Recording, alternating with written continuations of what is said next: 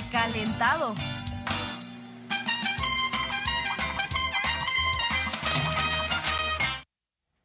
Oye, esta sección es muy valiosa porque por primera vez tenemos información no solo de los delincuentes, porque generalmente el foco de atención en otras administraciones se ponía en lo que hacían, ¿no? Los criminales y sus historias y todo esto, pero no sabíamos de los jueces que los exoneraban, a los cuales muchos de ellos les llegaban al precio y pues de pronto los sacaban de la noche a la mañana. Bueno, el Chapo Guzmán se fugó 2 veces, ¿no? Se fugó entre comillas, ¿no? De un carrito de lavandería una vez y después en un túnel. Bueno, entonces ahora sabemos qué jueces están acompañando a los criminales, cómo se llaman. Tenemos el nombre de la jueza que dice que regrese la mansión de Lozoya a sus manos porque sí puede probar que la compró de forma legal, ¿no? Así es, tenemos a quien le detiene una orden de aprehensión en contra del exgobernador García Cabeza de Vaca, otro que otorga una suspensión a Uriel Carmona para que no se hable de su caso, en fin. Tenemos todas estas situaciones que sí, como dices, es muy importante porque además no hay ningún otro espacio de comunicación con la población que dé esta información. Es una caja negra, pero además, lejos de eso, y esto es muy, muy curioso y muy irónico, en el contexto en el que todo el tiempo hay gritos de ¿por qué no baja la seguridad? ¿Por qué no baja la impunidad? Sí. Bueno, pues es que ahí está la impunidad. Está la impunidad en donde se está favoreciendo por parte del Poder Judicial a una serie de presuntos delincuentes y que incluso son presentados en los medios de comunicación como perseguidos políticos, lo cual ya es como el colmo. O sea, ahí tenemos todo una red. Hoy hablaron específicamente de García Cabeza de Vaca y de Uriel Carmona, del que ahora vamos a abundar un poco más porque ya está en marcha su juicio político en el Congreso. Es el caso del juez Salvador Flores Martínez. Él, el 10 de noviembre otorgó una suspensión provisional a favor de Uriel N., el fiscal del estado de Morelos, que es investigado por el homicidio de Ariadna N., a efecto que el gobernador constitucional del estado de Morelos se abstenga de emitir comunicados o celebrar conferencias de prensa con el objeto de divulgar información del proceso penal que lleva Uriel N. De acuerdo al juez Flores Martínez, la divulgación de la información atenta contra la presunción de inocencia de Uriel N., pero no afecta la libertad de expresión del gobernador. Y el último caso, adelante, es el caso de la jueza Adriana Yolanda Vega Marroquín. Ella otorgó un amparo a Francisco Javier N., exgobernador de Tamaulipas, señalado por delincuencia organizada y operaciones con recursos de procedencia ilícita, para efecto de dejar insubsistente una orden de aprehensión de fecha 4 de octubre del año pasado que había en su contra por los delitos de delincuencia organizada y operaciones con recursos de procedencia ilícita, y ordenó al juez de control de Almoloya de Juárez que dicte una nueva resolución en la que establezca que no existen datos que acrediten su participación en tales delitos. Está avanzando el proceso de desafuero de Uriel Carmona, fiscal de Morelos, acusado de encubrir un feminicidio, el de Ariadna Fernanda. Ya estuvo en prisión, ya también la libró y ahora este proceso de desafuero pues está en la Cámara Federal. Veremos cuáles son los alcances porque tenemos el antecedente de García Cabeza de Vaca. Le quitaron el fuero a nivel federal y después se protegió en el Congreso estatal. Ahí no procedió el desafuero y es parte de lo que hoy en día lo tiene en libertad, ¿no? A Cabeza de Vaca, por eso la libró. Sí, sí, y ayer escuchamos en distintos espacios al propio Uriel Carmona decir, lo mío es como lo de Cabeza de Vaca, ¿no? Tiene que resolver el Congreso local, es decir, el del Estado, el de Morelos, que bueno, ya sabemos que lo favorece porque ya se dieron ahí varios procesos en donde él ha seguido en su cargo. Hoy a su esposa la eligieron en el Congreso de Morelos como magistrada del Poder Judicial de la entidad, o sea, para que veamos de qué tamaño está la protección y la vinculación de Carmona con el Congreso de Morelos. Pero ya sí, tenemos... que no se le investigue, ese es el mensaje, ¿no? Entonces queremos preguntarle a el diputado Hamlet García Almaguer, pues cómo va todo eso, porque hoy eso se vota en el Pleno, ¿cierto? Hamlet, buenos días. Ya.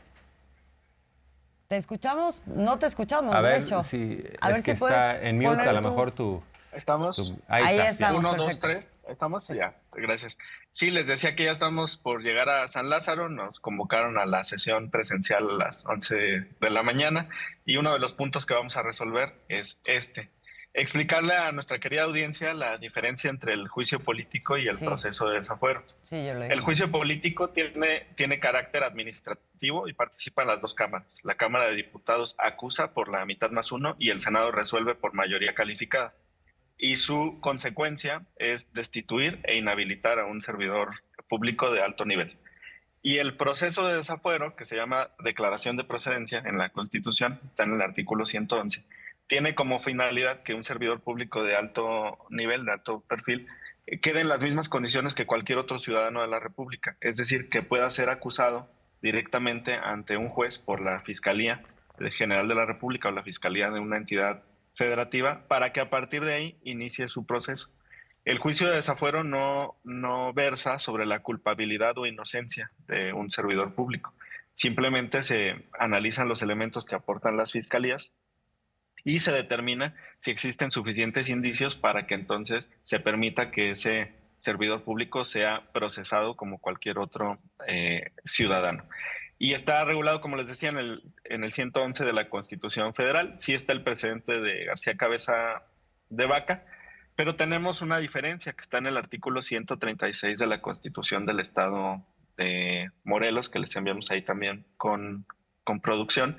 Es en la parte de hasta abajo, no se puede poner en grande para que la audiencia lo vea. A ver, es Pero, esta parte... lo que- A ver, regrésenme, no sé si estás refiriendo a esta parte que dice... ¿Me pueden poner el fragmento para ver si es el que está señalando No es el diputado? ¿Tú lo estás viendo? Es el de hasta abajo, mira. Para proceder penalmente en contra de los secretarios de despacho, el auditor general del Estado, o sea, el auditor superior, digamos, el fiscal general del Estado, los magistrados del Tribunal de Justicia Administrativa, y empieza a dar todo un catálogo de servidores públicos, y dice hasta abajo, no se requerirá la declaratoria del Congreso del Estado en la que se señale que da lugar o no a la formación de la causa.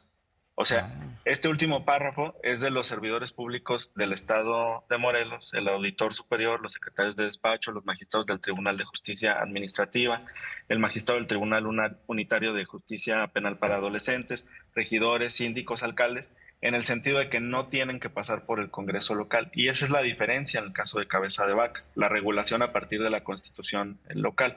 ¿Por qué estamos aquí? Porque a la Suprema Corte se le ocurrió determinar que la Cámara Federal sí tenía que pronunciarse sobre el desafuero de Uriel Carmona, pero eso no significa que él tenga además un fuero a nivel estatal que tenga que juzgar el Congreso local. Bueno, eso es importante. Ahora, hay otro tema muy trascendente. Ustedes bien dices, no van a declarar culpable o inocente, pero si hay indicios, esto quiere decir que ustedes están, si procede el desafuero, es porque ven indicios de que cometió un delito. ¿Qué delito podría haber cometido Uriel Carmona? ¿Qué elementos da la sección instructora? Fíjate algo muy interesante en este apartado.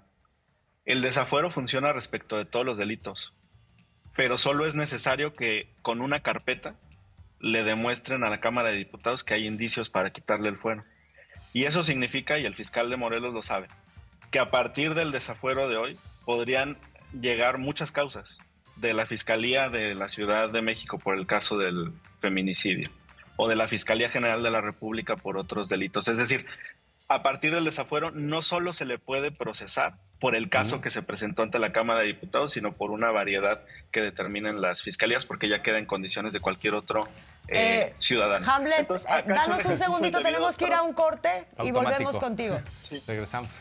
Sí, no te apures. Bueno, hoy se requiere mitad más uno de los votos. Ayer en la sección instructora votó también a favor el PRI. Ayer una de sus diputadas en un debate en la noche dijo que iban a votar a favor hoy.